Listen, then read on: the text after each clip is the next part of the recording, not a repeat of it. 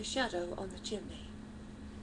There was thunder in the air on the night that I went to the deserted mansion atop Tempest Mountain to find the lurking fear.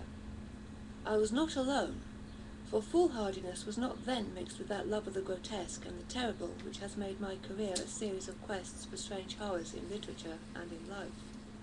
With me were two faithful and muscular men for whom I had sent when the time came, men long associated with me in my ghastly explorations because of their peculiar fitness. We had started quietly from the village because of the reporters who still lingered about after the eldritch panic of a month before, the nightmare-creeping death. Later, I thought, they might aid me, but I did not want them then. Would to God I had let them share the search, that I might not have had to bear the secret alone so long, to bear it alone for fear the world would call me mad, or go mad itself at the demon implications of the thing. Now that I am telling it anyway, lest the brooding make me a maniac, I wish I had never concealed it, for I, and I only, know what manner of fear lurked on that spectral and desolate mountain. In a small motor car we covered the miles of primeval forest and hill until the wooded ascent checked it. The country bore an aspect more than usually sinister as we viewed it by night and without the accustomed crowds of investigators, so that we were often tempted to use the acetylene headlight, despite the attention it might attract. It was not a wholesome landscape after dark, and I believe I would have noticed its morbidity even had I been ignorant of the terror that stalked there. Of wild creatures there were none. They are wise when death leers close. The ancient lightning-scarred trees seemed unnaturally large and twisted, and the other vegetation unnaturally thick and feverish, while curious mounds and hummocks in the weedy, fulgurite-pitted earth reminded me of snakes and dead men's skulls swelled to gigantic proportions. Fear had lurked on Tempest Mountain for more than a century. This I learned at once from newspaper accounts of the catastrophe which first brought the region to the world's notice.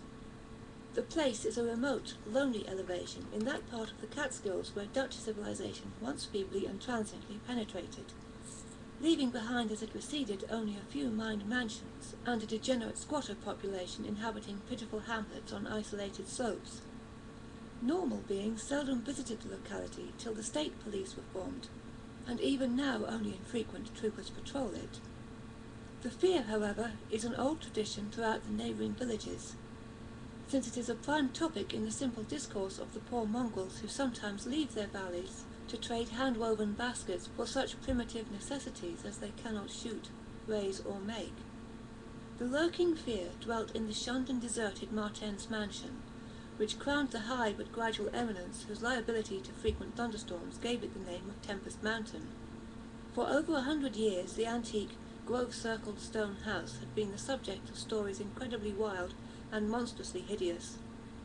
Stories of a silent, colossal, creeping death which stalked abroad in summer. With whimpering insistence, the squatters told tales of a demon which seized lone wayfarers after dark, either carrying them off or leaving them in a frightful state of gnawed dismemberment, while sometimes they whispered of blood trails towards the distant mansion. Some said the thunder called the lurking fear out of its habitation, while others said the thunder was its voice. No one outside the backwoods had believed these varying and conflicting stories, with their incoherent, extravagant depictions of the whole glimpsed fiend. Yet not a farmer or villager doubted that the Martens mansion was ghoulishly haunted. Local history forbade such a doubt, although no ghostly evidence was ever found by such investigators as had visited the building, after some especially vivid tale of the squatters. Grandmothers told strange myths of the Martens spectre, myths concerning the Martens family itself, its queer hereditary dissimilarity of eyes, its long, unnatural annals, and the murder which had cursed it. The terror which brought me to the scene was a sudden and portentous confirmation of the mountaineer's wildest legends. One summer night, after a thunderstorm of unprecedented violence, the countryside was aroused by a squatter stampede which no mere delusion could create.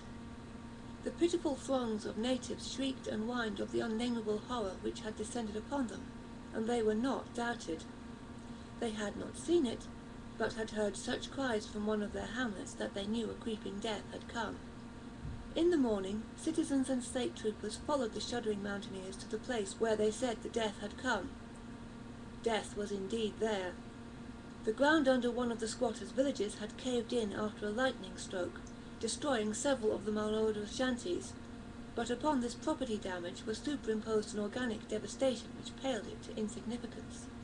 Of a possible 75 natives who had inhabited the spot, not one living specimen was visible. The disordered earth was covered with blood and human debris, bespeaking too vividly the ravages of demon teeth and talons. Yet no visible trail led away from the carnage.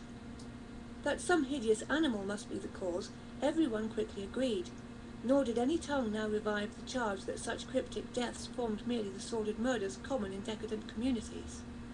That charge was revived only when about 25 of the estimated population were found missing from the dead, and even then it was hard to explain the murder of 50 by half that number.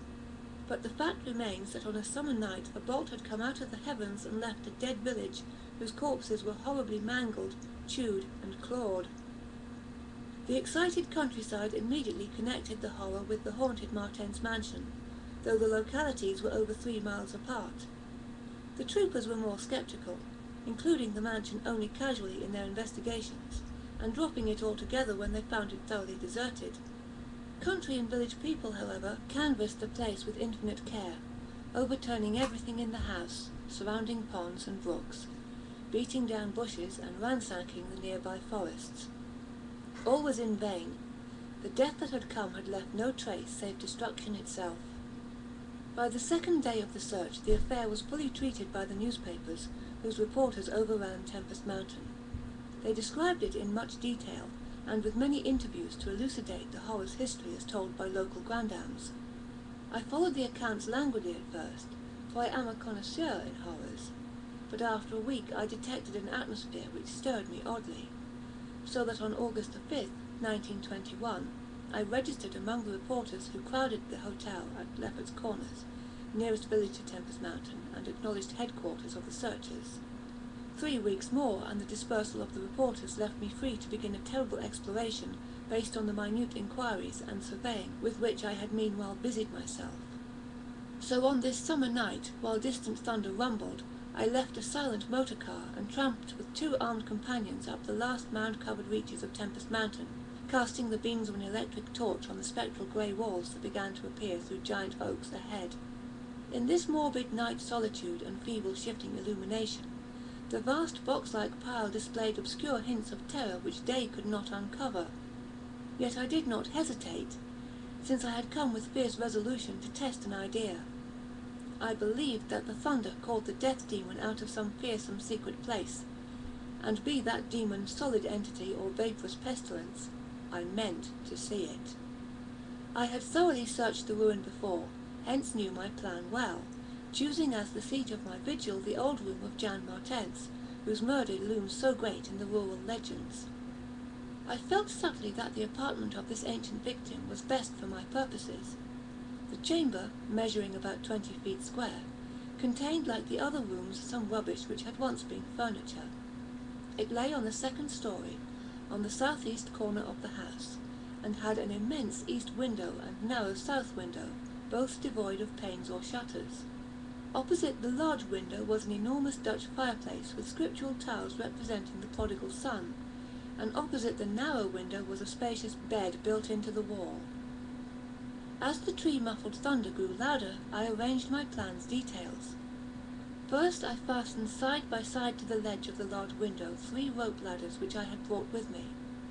I knew they reached a suitable spot on the grass outside, for I had tested them. Then the 3 of us dragged from another room a wide 4-poster bedstead, crowding it laterally against the window.